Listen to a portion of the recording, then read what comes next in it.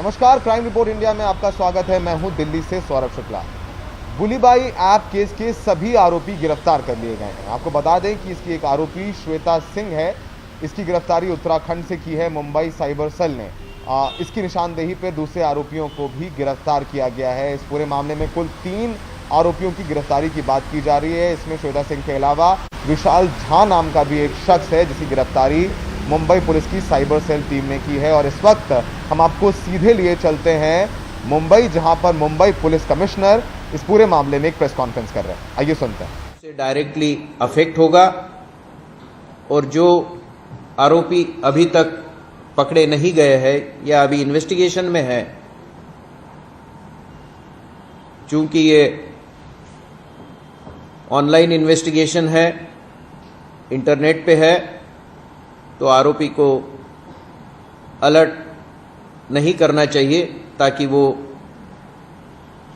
Investigation का जो evidence है उसको डिस्ट्रॉय न कर पाए। इसलिए काफ़ी ज़्यादा डिटेल्स हम आपको इन्वेस्टिगेशन के बारे में नहीं दे पाएंगे, so kindly beer with us.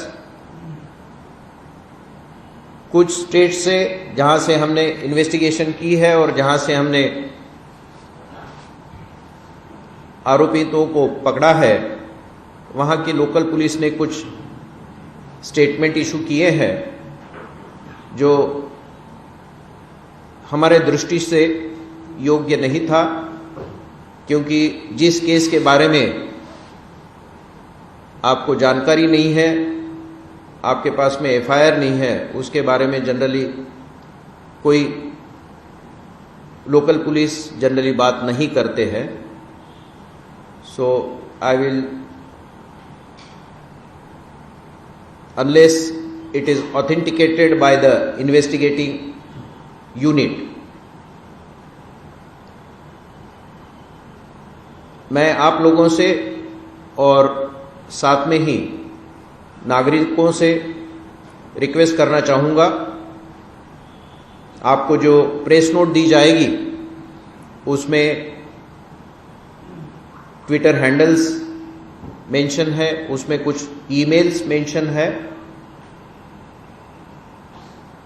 तो इंटरनेट पे जो भी हमारे नागरिक है, जिनको इन लोगों के बारे में कुछ भी पता होगा, कुछ भी डिटेल इंफॉर्मेशन वो दे सकेंगे,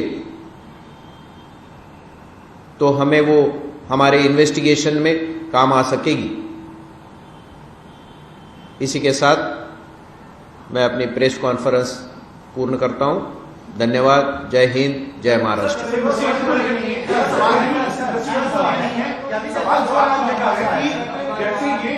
बुली ऐप आया है, वैसे ही इंस्टाग्राम पर भी कुछ और जो मेजर कम्युनिटी है उसको लेकर कई तरह के प्लेटफॉर्म्स हैं जिनको आईएमबी मिनिस्ट्री ने आज हटाया है, बैन किया है, और उनमें से कई मामले मुंबई को लेकर आपके मुझे इस मामले से जुड़ी हुई सटीक जानकारी आपसे चाहिए कि क्या इंस्टाग्राम पर भी सिर्फ ऐसा नहीं है बुली आपके मुस्लिम महिलाओं। I got your question. इसमें मुंबई पुलिस के पास में अगर कोई भी कंप्लेंट आती है किसी भी ऐप की, किसी भी ट्विटर हैंडल की, we will be ready to register the offence and investigate it. अभी हमारे पास में कौन सी केस की बात कर रहे हैं? हमारे पास में अगर कंप्लेंट है, हमारे पास में आई डोंट थिंक ऐसे कोई आज तक कंप्लेंट है। अगर हमारे पास में कोई कंप्लेंट आती है, वो किसी की भी हो, किसी भी समाज की हो, हम तुरंत उसका कॉग्निजेंस लेंगे और अगर हमें गुनाह दाखिल करना पड़ा तो गुनाह दाखिल करके इन्वेस्टिगेट होगा या इंक्वायरी करके इन्वेस्टिगेट होगा।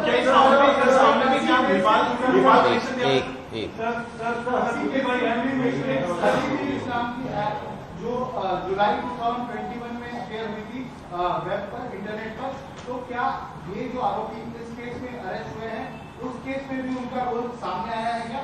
और श्वेता सिंह जो अरेस्ट किया गया उत्तराखंड से, क्या उन्हें इस केस का मास्टरमाइंड कहा है?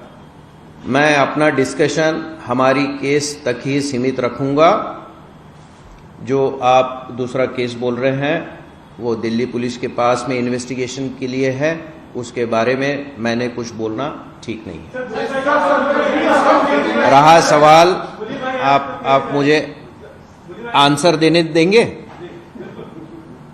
रहा सवाल दिल्ली केस का और मुंबई केस का, तो मैंने पहले बताया आपको कि हमारा इन्वेस्टिगेशन जस्ट अभी 2-3 दिन पुराना है।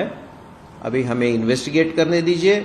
अभी हम इस स्टेज पे कुछ भी नहीं कह पाएंगे कि दोनों केसेस कनेक्टेड है कि नहीं है। So let us, Delhi police is there, they will investigate their case, we will investigate our case, so we will सी।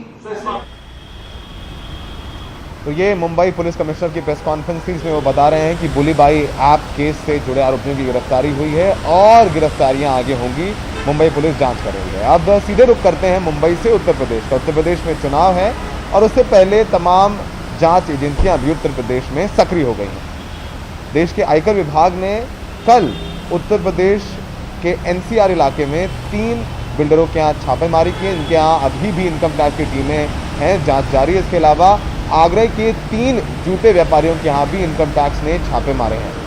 और आपको बता दें कि इसमें से जिनके ऊपर ये छापे मारे गए हैं उनमें से कुछ समाजवादी पार्टी के प्रमुख अखिलेश यादव के करीबी बताए जाते हैं। देखिए हमारे सहयोगी मुकेश की रिपोर्ट।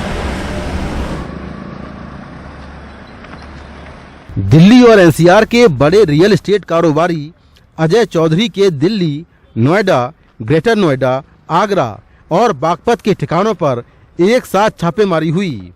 उनके एस ग्रुप के तमाम दफ्तरों पर भी छापे पड़े।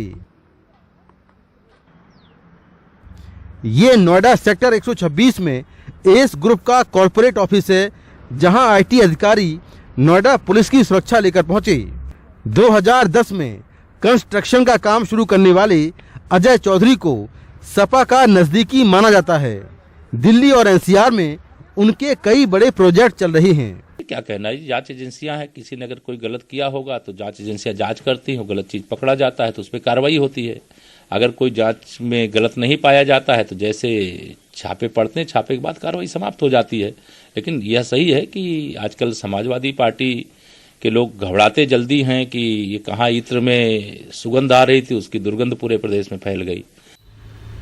आयकर विभाग ने आगरा शहर के 3 बड़े शू एक्सपोर्टरों मनु अलग, मानसी चंद्रा और विजय आहूजा के ठिकानों पर भी छापेमारी की।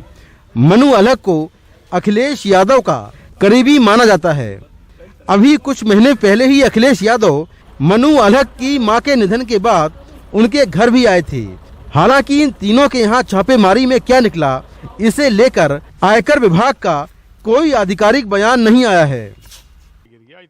उधर समाजवादी पार्टी से MLC पंपी जैन के यहाँ 31 दिसंबर से रेड जारी है।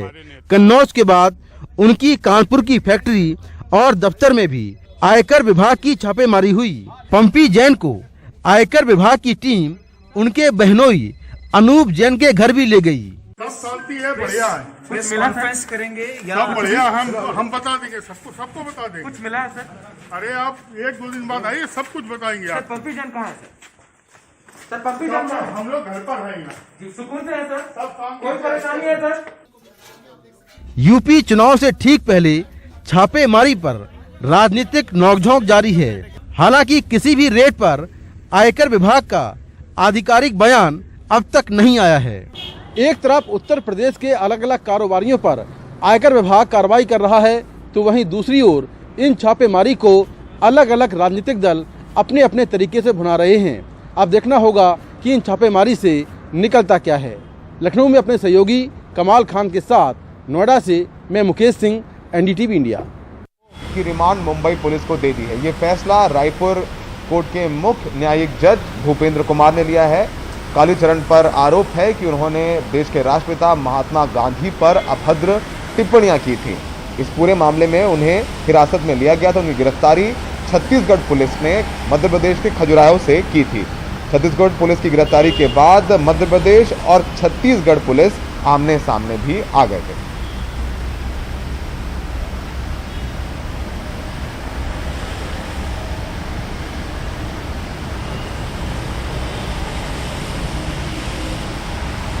आंध्र प्रदेश के विशाखापट्टनम में दो मछुआरे गुट आपस में भिड़ गए और इनके बीच जबरदस्त जूतम पैजार हुई और ये झगड़ा हुआ मछली मारने को लेकर के। आपको बताएं कि इस दौरान लात भूसे भी चले। जब एक गुट के लोग नाव पर सवार होकर समंदर की ओर भागे तो दूसरे गुट ने भी वहां उनका पीछा किया। इस दौरान कई मछुआरे पानी में भी गिर गए। घटना के बाद इस इलाके में तनाव है। पुलिस का कहना है कि घटना के बाद पूरे इलाके में धारा 144 लगा दी गई।